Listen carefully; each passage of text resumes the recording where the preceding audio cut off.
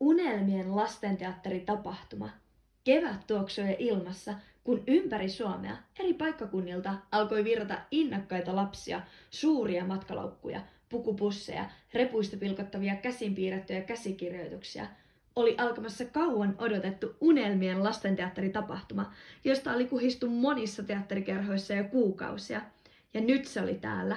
2 päivää täyttä taikaa, ystäviä, luovuutta ja tietenkin teatteria. Myös Inka oli lähdössä tapahtumaan oman teatteriryhmänsä kanssa. Hän oli odottanut tapahtumaa todella pitkään.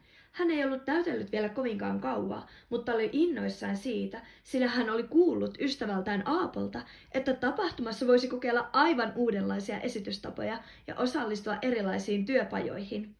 Bussimatka tapahtumapaikalle oli täyttä naurua, musiikkia ja innostusta.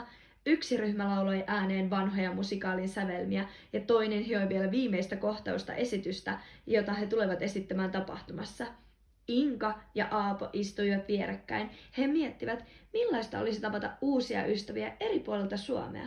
Ehkä jopa sellaisia, joiden kanssa voisi joskus tehdä yhteisen esityksen. Inka tunsi vatsassaan samanlaista kutkutusta kuin ennen lavalle astumista. Vähän jännitti, mutta hyvällä tavalla. Tapahtumapaikkana toimi suuri kartano, joka näytti siltä, kuin se olisi ollut suoraan jostain satukirjan sivulta. Siellä oli kioski, joka oli koristeltu värikkäin viirein ja ilmapalloin.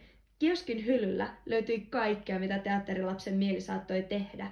Pehmiksiä, suklaata, limsaa ja tietenkin teatteriaiheisia tarroja ja muitakin palkintoja. Kartanon aula oli rakennettu oma alue, joka oli kuin tehty ystävien kanssa rentoilulle. Pehmeitä säkkituolia, riippumattoja, vilttejä, johon saattoi käpertyä juttelemaan ystäviensä kanssa. Tapahtumapaikka näytti hurmaavalta ja Aapo juoksikin kartanon suureen saliin. Siellä oli paljon tilaa olla ja siinä kaiken keskellä oli open stage, matalan kynnyksen lava, jossa kuka tahansa saattoi esiintyä vapaasti. Joku lausui runon, toinen kertoi vitsin ja eräs ryhmä esitti spontaanin pikkunäytelmän, joka syntyi bussimatkalla. Mutta se oli vasta alkua. Aamupäivisin alueella järjestettiin työpajoja, jossa pääsi sukeltamaan teatterin eri osa-alueisiin. Lavastuspajassa rakennettiin yhdessä pieniä maisemia pahvista, verhoista, vanhoista huonekaluista. Maskeerauspajassa harjoiteltiin tekemään upeita maskeerauksia, joilla roolihahmon sai näyttämään täysin toisenlaiselta henkilöltä. Olisi sitten keiju, merirosvo tai hirviö. Puhustuspajassa käytiin läpi, miten värit ja muodot kertoivat hahmon persoonasta, ja siellä sai kokeilla hassuja hattuja, viittoja ja käsiin värjättyjä hameita. Yhdessä työpajassa Aapo tapasi Roosan, joka oli tullut tapahtumaan toiselta puolelta Suomea. Roosalla oli kirkkaan pinkit hiukset ja loputtomasti tarinoita. Hänen intohimonsa oli stunt-näytteleminen. He tapasivat juuri stunt-näyttelypajassa, jossa opeteltiin turvallista kaatumista ja kuinka esittää hidastettu taistelukohtaus ilman kipua. Roosa osasikin valmiiksi tehdä jo täydellisen puolivoltin ja hän neuvoi Aapoa, kuinka rentouttaa keho juuri ennen iskuhetkeä. Aapo nauroi, he yhdessä esittävät koomisen kaksintaistelun patjojen päällä. Roosan kanssa juttu luisti heti ja pian he puhuivat yhteisestä esityksestä Open Stagella. Tapahtuman juontajana toimi hyvätuulinen teatteriammattilainen, joka sai jokaisen tuntemaan itsensä tervetulleeksi. Musiikki soi hiljaa taustalla. Välillä kuului tuttuja sävelmiä musikaaleista, joita lapset hyräilivät ryhmissä.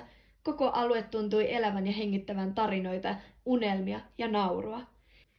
Inka oli innoissaan tapahtumasta, mutta oli tullut siihen lopputulokseen, ettei haluaisikaan esiintyä itse lavalla, mutta silti hän haluaisi olla mukana jollain tavalla. Hän ilmoittautui lavastuspajan, jossa pääsikin toteuttamaan itseään väreillä, muodoilla ja mielikuvituksella.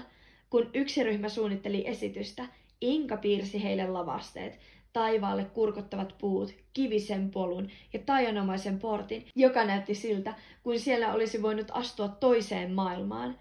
Kun esitys sai yleisöltä hurjat aplodit, kiitettiin myös Inkaa. Hän punastui, mutta hymyili niin, että silmät loistivat. Lavastuspajassa Inka tutustui Oliveriin. Hän oli tullut tapahtumaan yksin, mutta vaikutti siltä, että hän tunsi kaikki, tai ainakin hän oli päättänyt tutustua jokaiseen. Hän ei arastellut esiintymistä, päinvastoin hän rakasti yleisön edessä olemista. Hänellä oli myös unelma ohjata oma esitys tapahtumassa. Tapahtuman juontaja ilmoitti, että nyt olisi mahdollista päästä kokeilemaan vaijerilentoa. Kun Oliver kuuli tämän, hän juoksi minkä jaloistaan päänsä vaijerilentopisteelle. Koulutetun ohjaajan kanssa sai harjoitella, miltä tuntuu lentää kohtauksessa. Moni lapsi jännitti, mutta Oliver astui rohkeasti ensimmäisten joukossa kokeilemaan.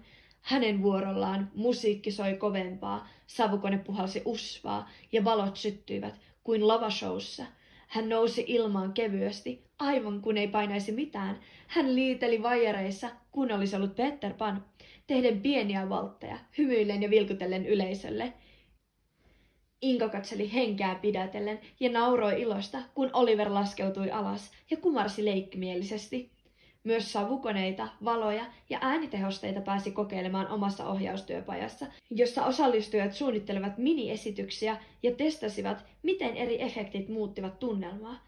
Eräs ryhmä suunnitteli kauhukohtauksen, jossa savukone puhalsi usvaa näyttämölle juuri ennen pelottavaa ilmestystä, ja yleisö kiljui ilosta ja jännityksistä.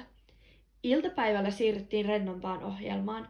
Alueelle oli tuotu pomppulinna, jossa pystyi tekemään teatteriharjoitteita. Vieressä oli tunnekaraoke, jossa lapset pääsivät laulamaan yhdessä eri tunnetiloilla. Kun laulu alkoi soida, Roosa ja Aapo tarttuivat toisiaan kädestä ja he alkoivat tanssia. Hetken päästä myös Inka ja Oliver liittyi mukaan. Pian koko joukko oli mukana tanssimassa. Syntyi iloinen ja lämmin ystävyyden tanssipiiri, jossa jokainen sai liikkua vapaasti omalla tavallaan, juuri sellaisena kuin on. Tapahtumaan osallistuneet ryhmät olivat tuoneet mukanaan omia valmiita esityksiä, joita esitettiin illemmalla suuremmalla lavalla. Oli musikaaleja, pieniä draamoja, satuhetkeä. Jokainen ryhmä sai hetkensä loistaa ja yleisö osoitti aina suosiota, riippumatta esityksen koosta tai tyylistä. Myös tapahtuman aikana syntyi uusia esityksiä, joita harjoiteltiin ja esitettiin yhdessä. Lapset saivat ohjata, näytellä, lavastaa ja olla osana jotain suurempaa. Kaikki tunsivat olevansa tarpeellisia ja osana porukkaa. Tapahtuman viimeisenä iltana järjestettiin yhteinen illanvietto, jossa jokainen sai jakaa muiston tai hetken, joka jäi sydämeen. Inka kertoi, kuinka hänen lavastajansa saivat ihmiset hymyilemään ja että hän oli ylpeä itsestään, vaikka ei ollutkaan lavalla. Aapo kertoi nauraneensa enemmän kuin koko vuonna yhteensä. Roosa sanoi, että oli löytänyt uusia ystäviä ja ehkä jo vähän rohkeutta. Ja Oliver, hän ei sanonut mitään heti. Hän vain hymyili hetken. Ja sitten hän sanoi, se lentojuttu, se oli ihan parasta. Mutta vielä parempaa oli, kuin sain jakaa tämän teidän kanssa. Tämä on meidän aikamme loistaa. Yksi asia oli varma. Kukaan ei lähtenyt kotiin samalla lailla kuin oli tullut. Taskussa oli karkkipapereita, laukuissa omia käsikirjoituksia, päässä uudet ideat ja sydämessä unelmien lastenteatteritapahtuma, jonka muisto kestäisi ikuisesti. Loppu.